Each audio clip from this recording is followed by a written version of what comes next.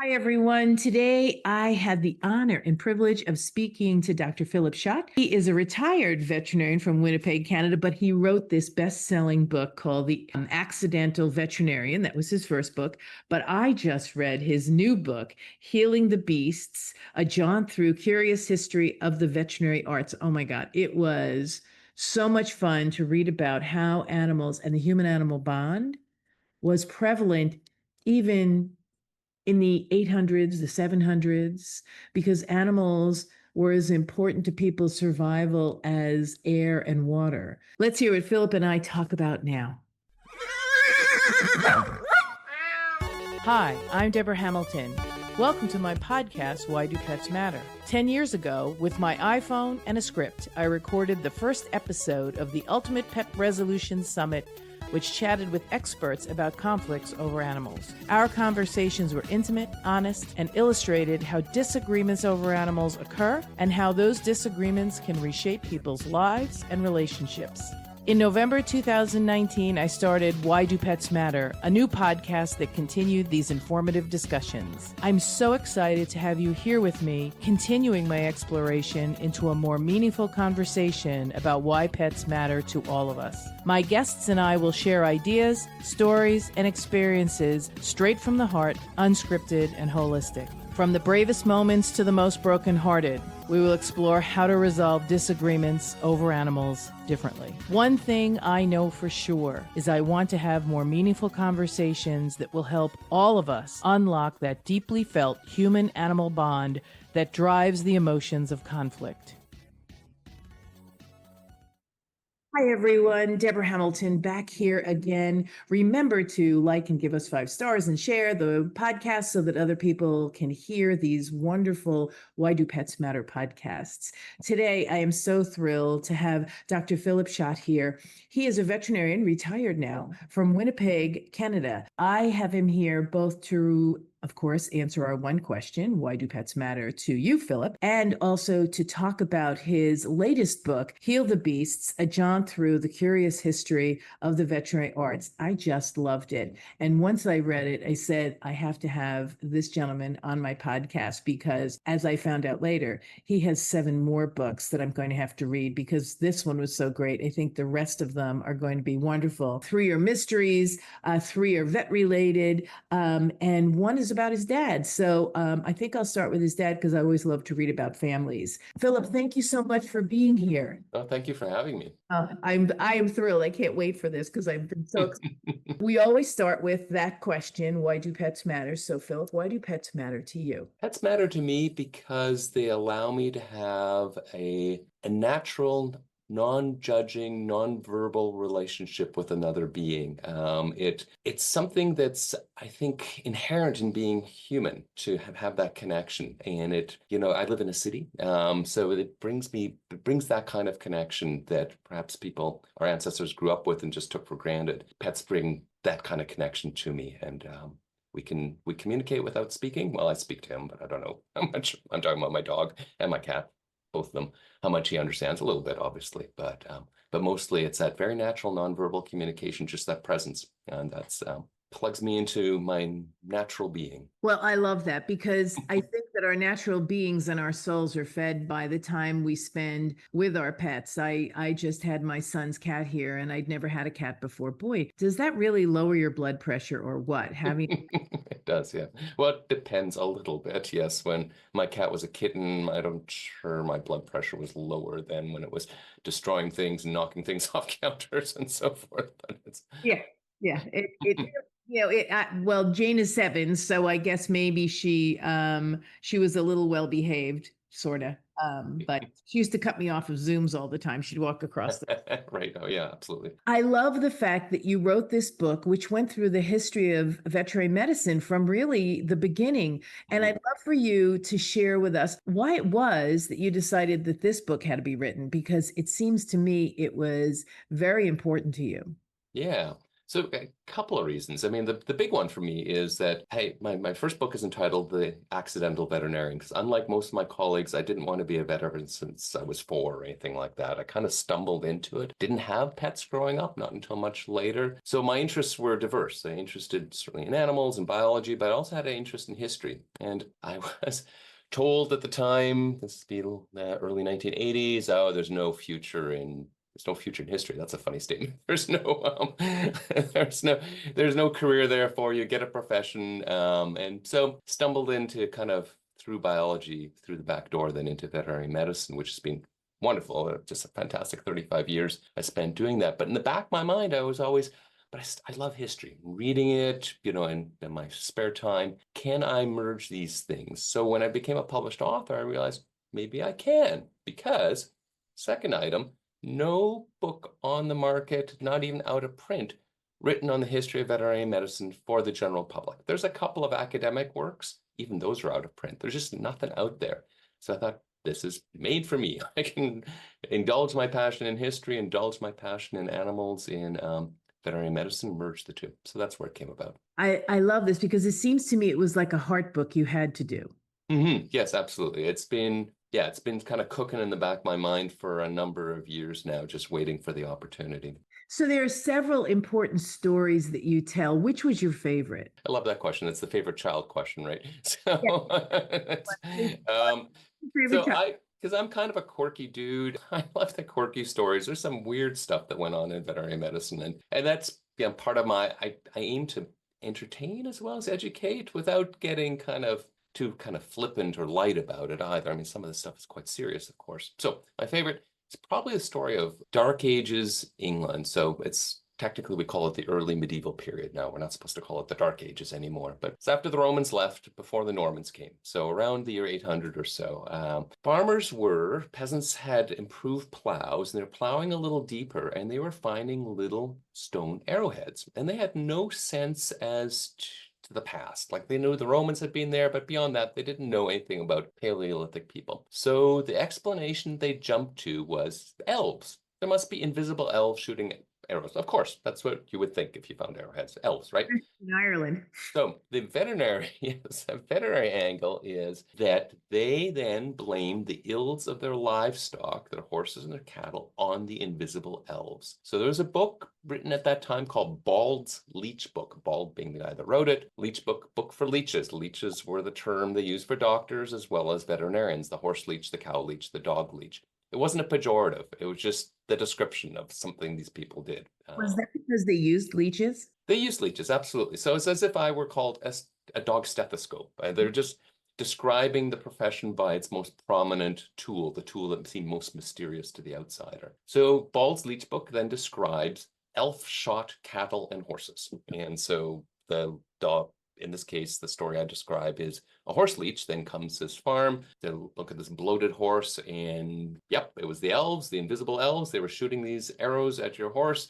So it goes through this whole elaborate ritual to cure the horse of being elf-shot. This worked in some cases, probably, I'm guessing, I don't have any documentary evidence, but I think these guys probably had some practical knowledge too. They probably would say, oh, and by the way, maybe take the horse off the fresh grass, what one actually does for bloat, right?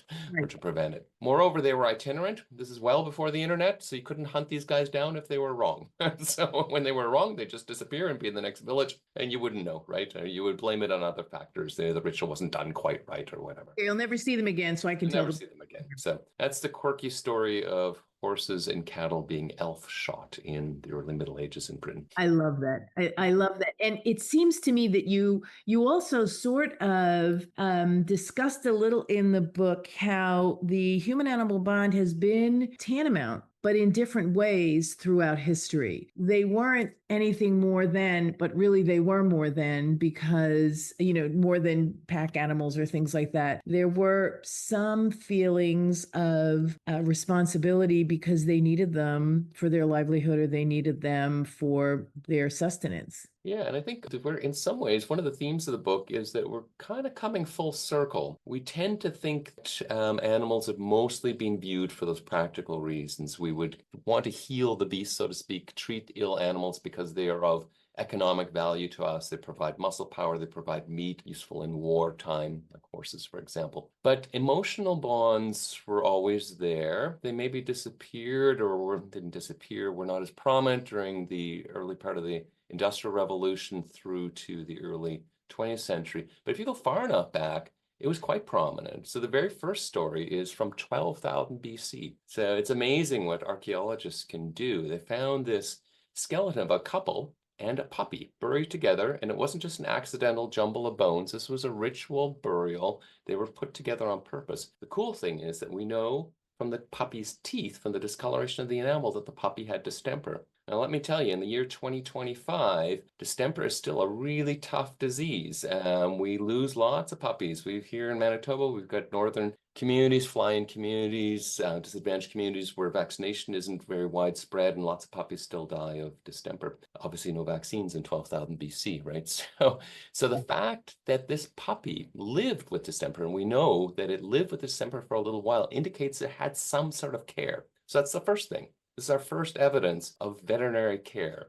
Something was done to keep this dog alive. Extraordinary care was given to this puppy so that it could survive. I think it was, what was it, 6 months, if I remember correctly? Yeah, quite a while, and it was a pretty long time with distemper. Yeah. But the other thing is that at that time, primarily people were buried with grave goods that would be useful in the afterlife. So an axe or a sword or whatever. There is no way that a sick puppy is useful in the afterlife. So clearly there was some sort of an emotional bond there. And you also think back to those medieval peasants. They, if your cow was your life, so you really depended on this cow and you lived with it in the same hut. Typically, they didn't have separate barns. There's no way you couldn't develop an emotional bond with that animal, right? That's just natural. And although it might not be defined with, clothes and strollers as we have, yeah, probably not.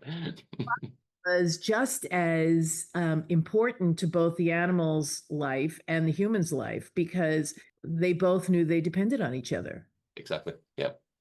So we're coming back to that, to more and more. What are your thoughts on that? Because now, anecdotally, in say the 50s and 60s, when you and I were young, everybody knew that pets made us feel better. If you pet them or whatever, but there was no double peer-reviewed study on the fact that your heart rate dropped and your brain activity changed and whatever, pheromones, blah, blah, blah. There was no peer-reviewed study. Now, I believe also in Canada, but I know in the United States, we have sort of PhD peer-reviewed research on how animals affect our lives. That was clearly set up in your book through history, but I don't know that the human-animal bond has necessarily been attributed to back then as you just did. And I'm wondering what you feel for it right now. Yeah, it's I've certainly in my time in practice, so 35 years, just one little anecdote that maybe is illustrative. So in the early 1990s, if somebody referred to themselves as the dog's mom or dad, it was with an ironic wink, it was with a tone of voice, a little, haha. Yeah. That's not the case anymore.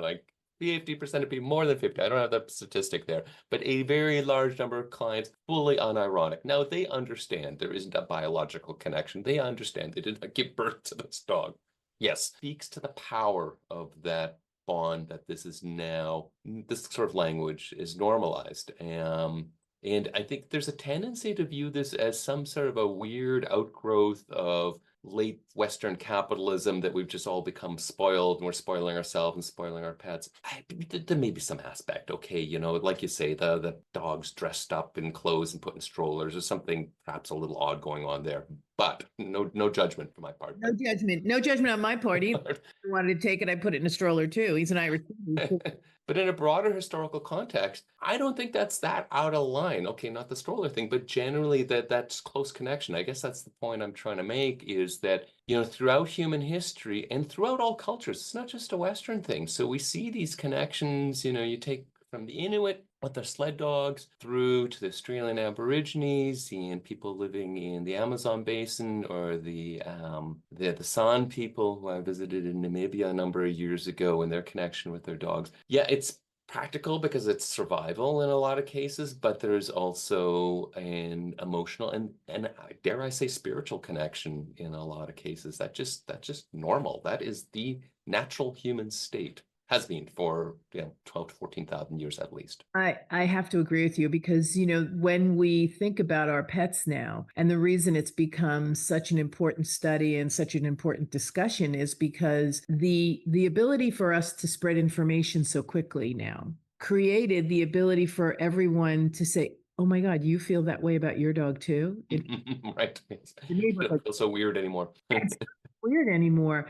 And the desire to recognize animals as sentient beings and being able to take care of them has become both, I think, acknowledgement of their capabilities of doing things and also can sometimes create conflict. I always say I love Sean Heinrich. He tries to show how stingrays are beautiful in the water and how sharks are beautiful in the water to the people who are harvesting them, so that maybe the children will think about, say, ecotourism instead of harvesting, trying to shift that paradigm. And I think in the book, that's something that the shifting paradigms from every century, so to speak, was what made animals come into different favor off and on. I don't know how you feel about that, but I think that if we gently create the ability to understand how important animals are in our lives,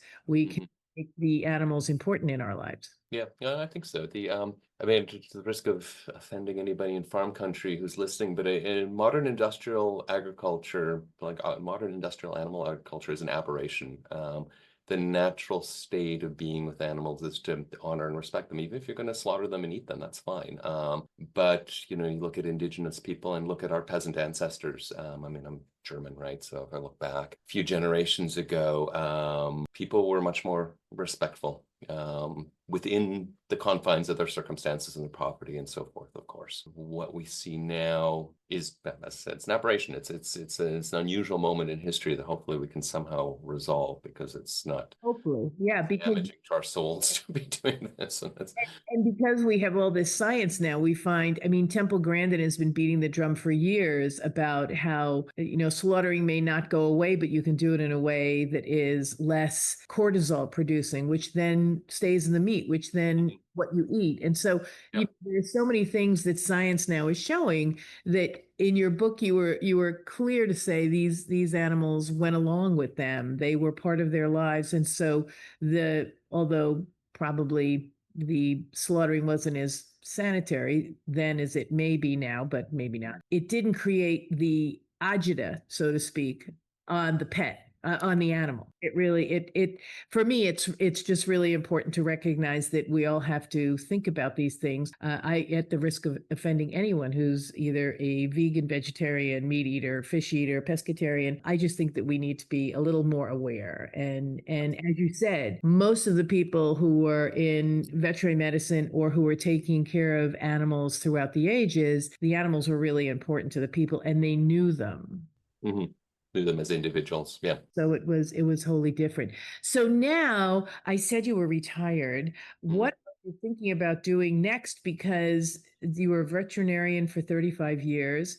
Huge kudos for staying in such a wonderful position. I'm sure you have many stories about clients who are wonderful and clients who, pricked your last nerve. But I think that's like Mostly wonderful. It's the thing that most veterinarians are introverts. That's it, just really attracts that sort of person. So people come, I always tell the veterinary students that we have come through the practice, this is not an animal business that happens to involve people. It's actually a people business that happens to involve animals. And if you don't become comfortable with people, you become really unhappy really quickly, really stressed, burnt out, get into all kinds of difficulties. So I learned that lesson pretty fast and learned to find the clients, even the angry ones, you just find, and they're upset ones, the sad ones. There's always there's some humanity behind there. People are coming from somewhere, some place of hurt or place of misunderstanding. So, and then a lot of it's just funny too.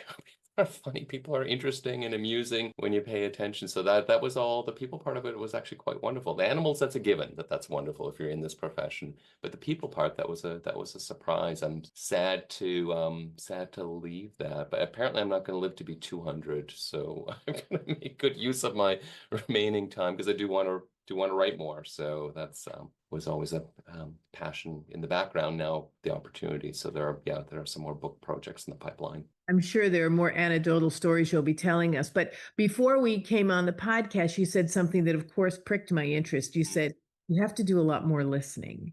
And in veterinary medicine, the art of listening for diagnosis is one thing, but the art of listening for, as you said, where the person is, how they're feeling, what they're suffering is, I think, equally as important for a veterinarian to do, although they may not have time in this rushed world, to finding a diagnosis as well as just listening about what the pet is going through. Oh, no, absolutely. It's only through building relationships with the people that you can actually treat the pet. I mean, that's your intent is obviously to heal the pet, to make it better or prevent disease in it. But you only have access to that if you gain the client's trust. And you can only gain the client's trust if you listen to them. And it's interesting. I'm sure you've seen these. I'm going to get the numbers wrong, but it's something like these hidden cameras, things they do inside exam rooms. The average veterinarian interrupts their client 7 seconds after the client starts talking, something like that, 7 or 17, some incredibly short amount of time. And when they train veterinarians to listen properly, people fear, oh man, now my appointments are going to go on for hours. They don't. It adds like a minute or two to the average appointment length. It hardly adds anything at all. So it's there's all these kind of bad habits that veterinarians develop. I don't think we're trained properly in veterinary school because we've got those 4 years to get crammed full of microbiology and pathology and anatomy and physiology and cardiology and all the ologies, right? Right. But there isn't time for the, I guess, peopleology. I'm not sure. Psychology, I guess that's it. That's the word I'm looking for. So there's no time is spent on that. You learn it or you don't, I guess, or you have it innately or you don't. I suppose, yeah. And they're not screened for that. Like veterinary students it's so competitive to get into vet school. And for a variety of legal reasons, I don't know how it is in the US, but here primarily has to be a lot of emphasis on marks because that's an allegedly objective measure. Yeah. So there's no subjectivity on the part of the interview committee to bring the vet students in. People that are really driven to get really high marks, sometimes they're going to sweeping generalization or sometimes don't have the best people skills, right?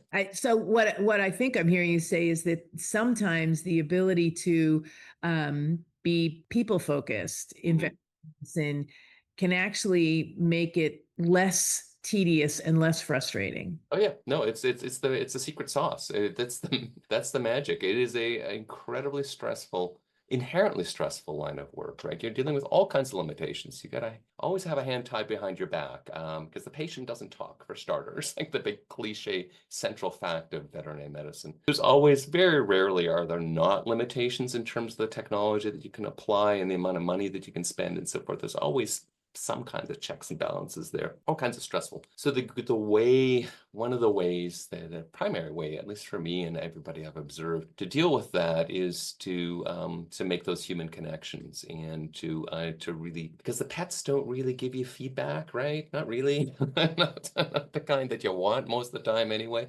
It's the feedback comes to the clients and positive reinforcement. That's what works in life. That's how you train people. So you set yourself up so the clients will positively reinforce you. Then you'll start to feel good about what you're doing. I will share with you. I've shared it on a few of the podcasts where I introduce myself as Deborah Hamilton. I'm an attorney and a breeder of Irish setters and long-haired dachshunds. And I said, how many of you think I'm your worst nightmare? And they all And I said, you don't even know me. So I often speak to veterinarians about the bias they need to know they have before they walk in the room. Yeah, it's a classic. I learned early on, my mentor, when I graduated, he said, okay, have a look in the parking lot, Philip, and look at the cars and then make a assessment of who's in here. Exactly. So the guy with the Porsche, he is nickeling and diming you for and how much does that cost and what's that? And the person that came by the bus, whatever it takes, doc. Yeah.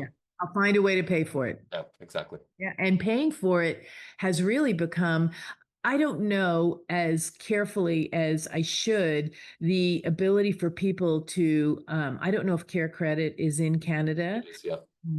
But also there are other payment plans like vet billing and Terry and a few others that enable people to find a way.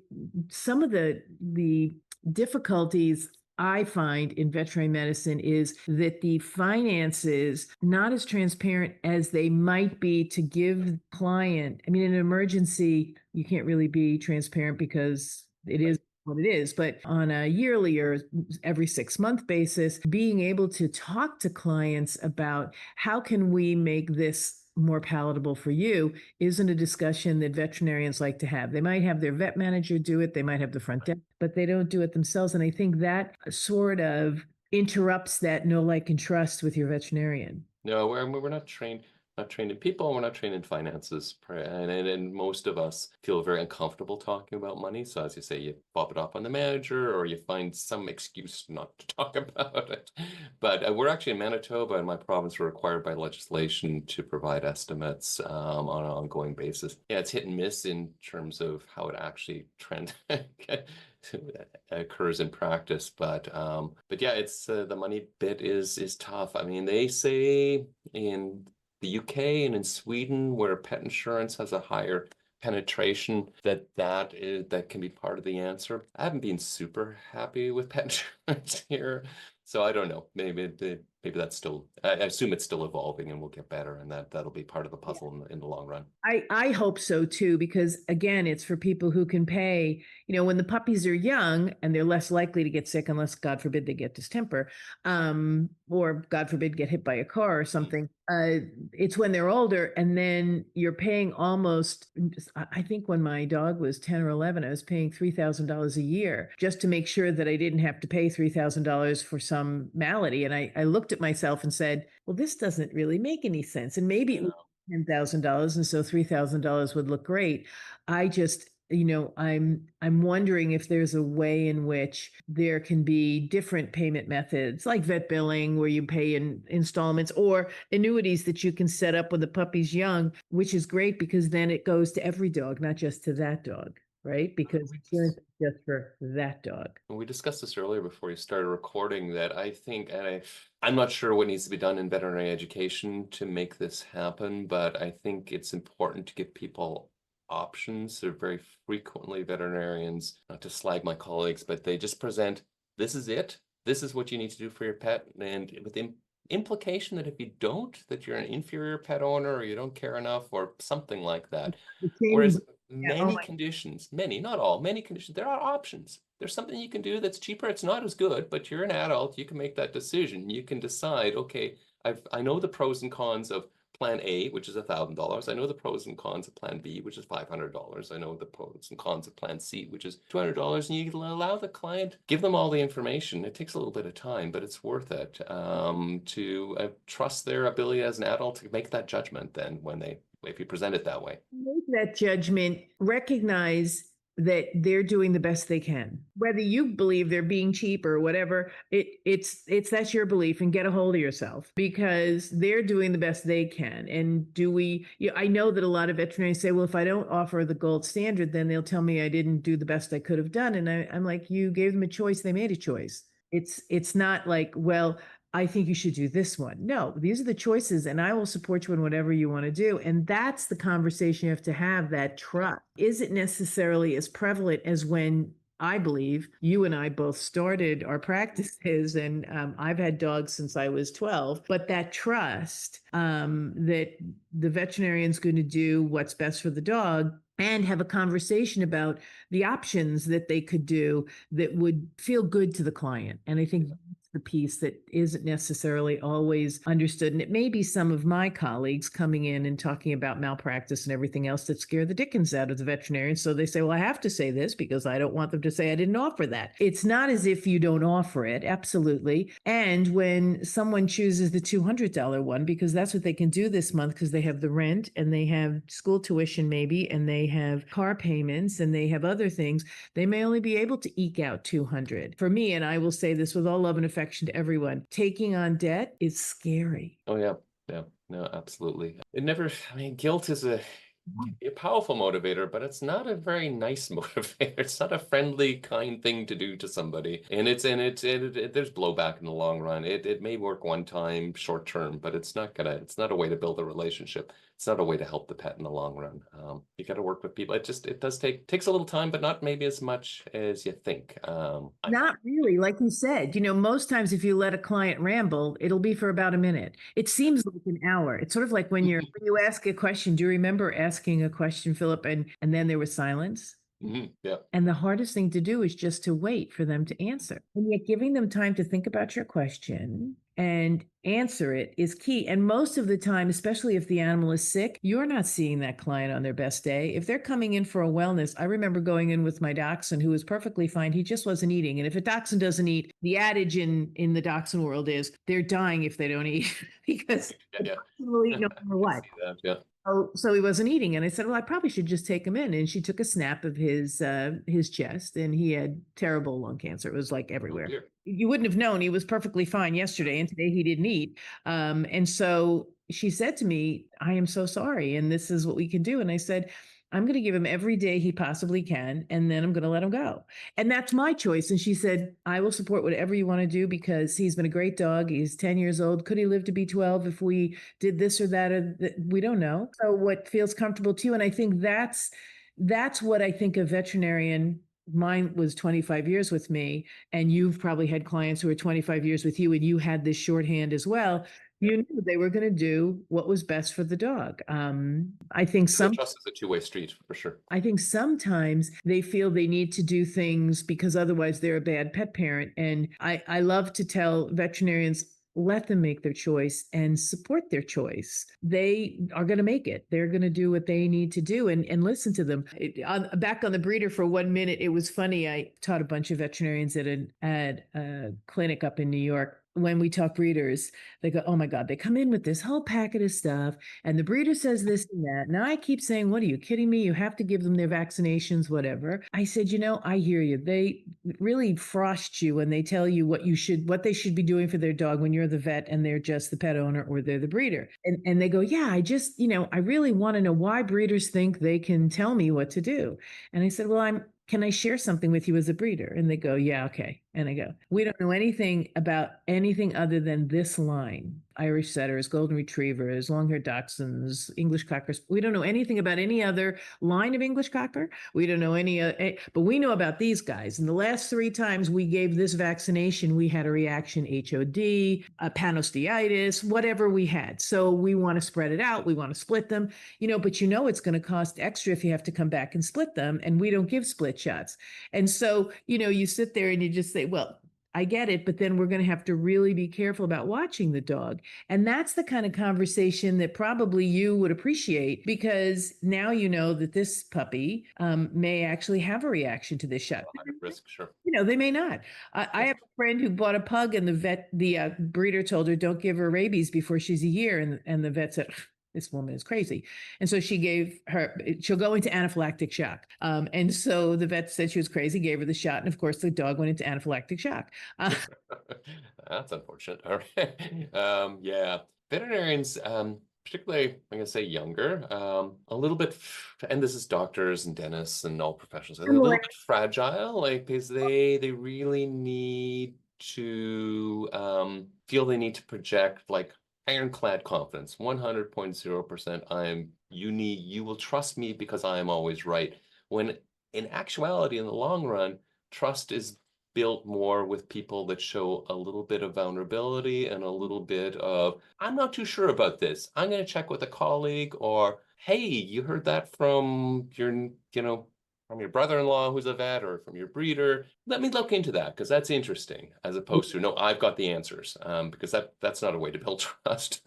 So you've been in a few of my classes then, Philip, because I always say if they bring this whole entire litany and they say, we're not supposed to do this, I said, tell them, I'd like to read that. And can we reschedule this appointment?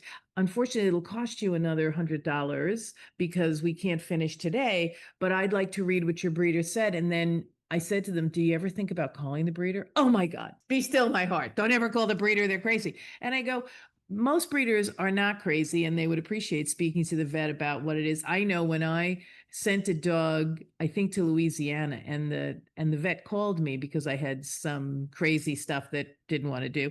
And the vet said, but here we have this and this and this, and that's why I recommend this and this. Oh, lepto. I hated lepto. Please don't give it to them till they're a year. And the vet called me and said, we have a huge outbreak of lepto here. I think I would be doing you and your puppy and your owner disservice not calling you and telling you that. And I said, thank you so much. And yes, let's spread it out. Let's not give it all in one visit. Mhm. I said, I'd rather, my client, my owner pay an extra visit, and they'll be okay with that too, because they'll know that they're covering their pet. You and I are working together as a team, and the pet is going, the puppy is going to thrive. They're not going to get leptospirosis. And so this is the kind of thing that I think is missed sometimes when you have to be right. Right, all the time. Yeah, no. The lawyers are like that too. So Yeah, and it's stressful too to keep that barrier up and we don't know everything, and it's often so much better to just take a minute, take a breath, and say, that's really interesting. Would you mind if I did a little research on that, and let's get together again? That ability to recognize you can take a break, and maybe the client, especially if it's a wellness visit, right, or it's the first puppy visit, because it takes the stress off of you to have to follow something in your heart you don't believe in, because you're the veterinarian living in that area, knowing what the risks are, but also creates that, or doesn't create that us versus them kind of discussion between, and there's the puppy owner, right, with the beautiful puppy they just bought. My vet says this, but my breeder says that. And then the puppy owner's like, who do I believe? What should I do? Some of the most powerful, fulfilling relationships I've had with clients over the years were ones that near the beginning, I admitted to not knowing something or admitted to an error, that sort of thing. That is a relationship builder. I mean, you don't want to make mistakes, but we all do. And if or don't want to be ignorant, but we all are, right? But, well, we can't know everything, and we might think it's this. We want to react immediately, especially if you're in emergency medicine, you want to react immediately. However, sometimes listening to the client, or listening to, say, the general vet who stabilized them to get them to the emergency vet, would be really helpful, because they should be there, eyes and ears, for the first 2 or 3 hours of the dog's issue. I mean, in bloat, Irish setters, we bloat all the time. So we know to get them stabilized and then bring them to the emergency clinic, because sometimes the surgery will be a success, and then the stress on the heart will be so much that they'll pass within the next 24 hours after surgery. So, stabilizing them, it seems counterintuitive, but sometimes it's what you need to do before. And, it's just interesting to listen to you and how you communicate with your clients. It reminds me of my 25-year vet who, she would always say, this is what I think it is, but I'm going to check with a colleague of mine, and let's regroup later on this afternoon. Because she always, it wasn't that I never felt she was unsure. I felt as if she wanted to be oversure. Word. It's probably not a word. Extra. but it makes sense, yeah. Makes I mean, sense. the medicine is just so complex. It's sort of like infinitely complex, right? Nobody can master everything. But what you can master is an approach to it, right? An approach to the complexity. That's what you can master. No. Absolutely. So before we go, Philip, I have to ask you who the red bird is behind you. That's actually a dragon. It's a dragon. It's a kite. Fly anymore because the tail is totally shredded, but I didn't want to throw it out, and Hard to throw it out. behind me, the walls are all covered with stuff, so that's okay. That's a closet door. I love it. I love it. I love it. Thank you so much. You know what, everyone? I hope you've enjoyed Philip and I and our banter, but please, please, please pick up the book, Heal the Beast, a jaunt through Curious History of the Veterinary Arts, because you will not believe what Philip was able to uncover and share with you that will make veterinary medicine seem a whole lot different once you're finished the book. And I can't wait to see your other books that are kind of come out now that you're going to retire, Philip. And I hope you'll come on when you get those books out there so we can join you in celebrating. Love to. Thank you very much. Oh, God. Thanks so much, Philip. And everyone, kiss your babies for me, whether it's a dog, a cat, a horse, a fish, a lizard, a snake. I love them all. Until we meet again, take care.